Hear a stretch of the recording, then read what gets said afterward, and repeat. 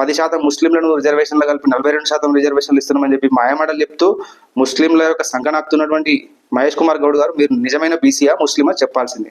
అంతేకాకుండా బండి సంజయ్ని పట్టుకొని పిచ్చి ప్రేరేపణలు చేస్తే చెప్పనుకొని నమ్ముతారు. ఆల్రెడీ నీ యొక్క దిష్టిబొమ్మలు రాష్ట్రం అంతా కూడా నిన్న తగలబడ్డాయి. కాబట్టి నోరు అదుపులో పెట్టుకొని బుద్ధి అదుపులో పెట్టుకొని మాట్లాడితే బాగుంటుంది. మాట్లాడితే ఓట్ల చోరీ అంటున్నారు, చేసిందే మీరు ఓట్ల చోరీ. అర్థం కాదు. 14 ఓట్లు సర్దార్ పటేల్కి వచ్చి 1 ఓటు నెహ్రూకి వస్తే ప్రధానమంత్రి అయ్యింది నెహ్రూ.